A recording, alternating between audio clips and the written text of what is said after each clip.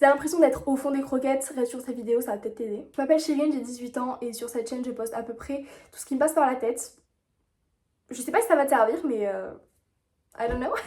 De juillet à janvier, je dirais, j'ai traversé une période qui était horrible dans le sens que je savais pas où j'avais l'impression d'appartenir nulle part et je me sentais surtout atrocement seule. Et dans ces moments-là, ce qui est un peu chiant, c'est que quoi que t'entendes, même si tu sais rationnellement que ça va aller mieux, que c'est obligé que ça aille mieux, ben t'y crois pas. Parce que ton cerveau, il est tellement empêtré dans ses émotions qu'il est incapable de voir la petite lueur au bout du tunnel. Oh fuck. Et dans ces moments-là, je pense que la chose à faire, c'est pas d'essayer de comprendre ou d'essayer de régler ses problèmes, parce qu'un cerveau qui est en train de tourner en mode survie ne pourra pas régler les problèmes. Ça va surtout être un cercle vicieux qui va faire que tu vas ruminer constamment pourquoi je vais pas bien, comment je pourrais faire pour aller mieux, sauf que tu vas jamais trouver de solution, parce que là, actuellement, la première chose à faire, ça va être de te calmer ton système émotionnel qui est en PLS. Voilà, on va pas se mentir, dans ce genre de moment, c'est pas la joie. Dans cette vidéo, je vais vous donner des tips un petit peu random qui m'ont personnellement aidé à aller mieux, et c'est testé et approuvé.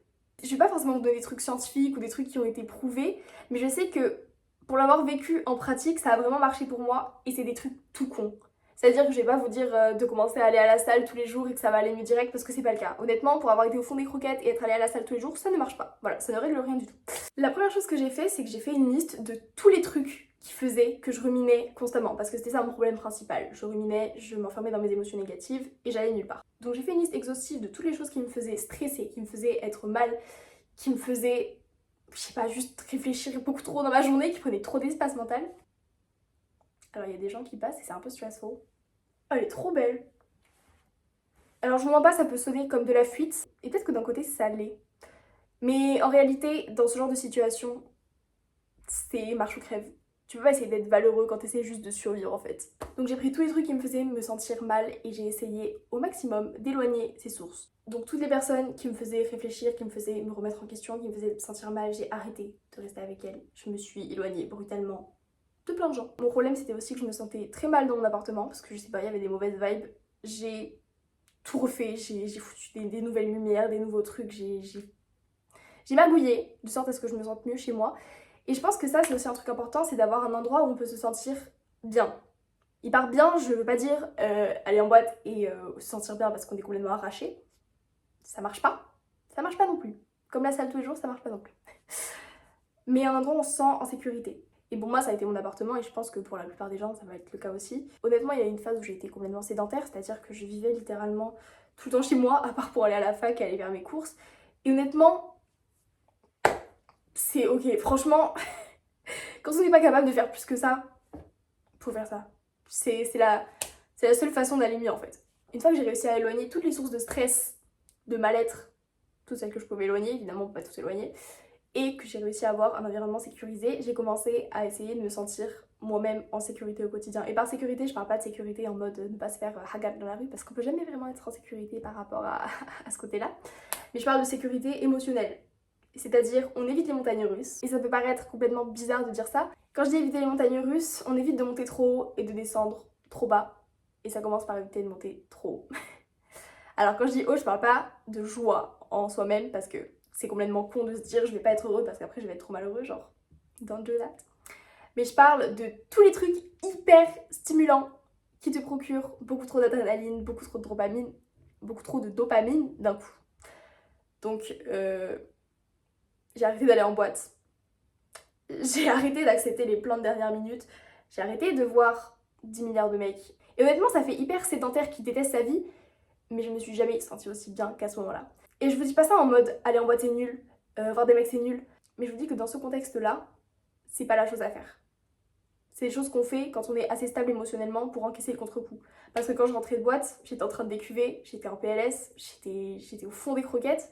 Quand je rentrais de date, je me sentais juste super seule. Et petit à petit, j'ai commencé à remplacer ces choses-là par des trucs de personnes boring. J'ai commencé à boire des fucking chocolats chauds, à aller au lit à 20h, à regarder des séries. J'en avais rien à foutre.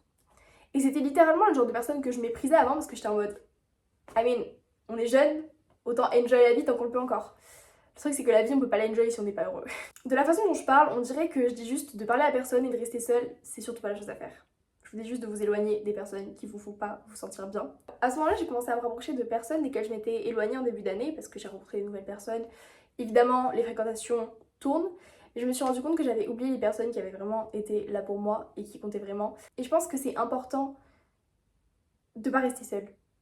Parce qu'on s'enferme beaucoup trop facilement dans la solitude. Et là, ça va être beaucoup trop facile de perdre foi en l'humain, tout simplement, de se dire que personne n'est là pour toi, que les gens ont que des mauvaises intentions.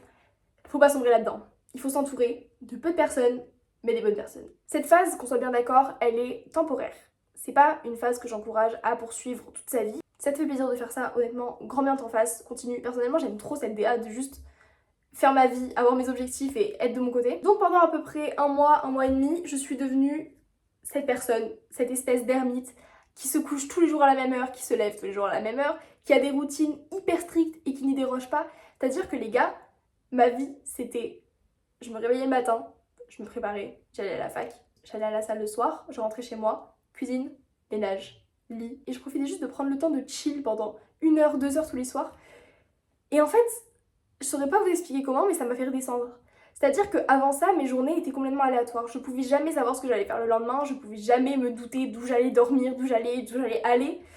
Et en fait, au final, le fait d'avoir une certaine prévisibilité dans sa vie, ça rassure. Est-ce que je suis en train de vous dire de devenir une personne à routine psychorigide? Non. Ce que je suis en train de vous dire, c'est que pour aller bien, il faut commencer par se sentir en sécurité. Et l'imprévisibilité, ça rend insécure. Une fois qu'on a bien renta cette phase de doudou qui a ses routines et qui fait tout le temps la même chose et qu'on a bien fait redescendre les émotions, c'est là qu'il va falloir se trouver un projet. Alors peut-être qu'un concours de pied doré va pas vous tomber du ciel comme ça a été le cas pour moi. Quoique je vous le souhaite, c'était vraiment une très bonne expérience. Trouve-toi un truc. Si depuis que t'es gamine tu rêves d'écrire un livre, écris ton livre. Si tu veux avoir 16 de moyenne, démerde-toi pour avoir 16 de moyenne. Le but c'est pas d'avoir un petit objectif tranquillou qu'on va atteindre tranquillou. Le but c'est de devenir obsédé par ça. Je pense que ce concours de plaidoirie, il m'a un petit peu sauvée dans ma vie parce que je me suis dit, ok, je suis capable d'être drivée par quelque chose à nouveau. Je suis capable d'être autre chose que juste une meuf qui déprime dans son lit ou juste une meuf qui regarde des séries tous les soirs et qui sait pas quoi faire de sa vie. Et personnellement, j'ai un petit peu pété un câble par rapport à ça parce que ça m'a tellement hypée d'un coup que je suis devenue folle. Je dormais plus, je mangeais plus, je faisais que ça de mes journées, mais j'adorais ça en fait, je tournais vraiment à fond sur mon concours de plaidoirie. Est-ce que je vous recommande de faire ça? Pas nécessairement, parce qu'après le down il fait mal. Par contre, je vous recommande 1000 fois de vous trouver un projet, un truc que vous voulez faire et un truc dans lequel vous êtes prêt à investir du temps. Quand mon concours de plaidoirie a été fini, j'ai eu cette petite phase où je me suis dit ok, qu'est-ce que je fais maintenant? Et là ça a été la fac, tout simplement. Je me suis dit écoute meuf, on veut être une académique weapon ici. J'ai commencé à travailler les cours. En fait, je pense que c'est ce processus qu'il faut s'imprimer. Dans le sens que quand on se sent mal, la solution, elle viendra pas au moment où on est au fond du trou. La solution, elle viendra avec le temps et avec une mise en mouvement gentille. Je pense que c'est important de pas skip d'étapes parce que tu peux pas directement passer du moment où t'es au fond du trou et t'es en plein breakdown et t'en peux plus au moment où tu thrive, où t'es à fond dans tes objectifs parce que là, c'est un petit peu inquiétant parce que les phases qui varient très très vite, c'est pas bon du tout. Mais je pense que c'est important de respecter ce truc de ok, premièrement, on redescend, je prends soin de mon système nerveux, je prends soin de mes émotions, je prends soin de moi tout simplement, et ensuite de trouver un goal à sa vie. Ces phases de down, elles vont toujours revenir. Honnêtement, personne passe sa vie à être heureux 24/7, même si tout le monde le veut. Ce qui est important, c'est de savoir les gérer et de pas se noyer dedans, parce que c'est à ce moment-là que ça devient vraiment compliqué de s'en sortir. Je vous fais des énormes bisous si ça va pas en ce moment, je vous envoie plein de courage, ça va aller, vraiment. Phrase bateau, personne va y croire, mais ça va aller, promis. Kiss.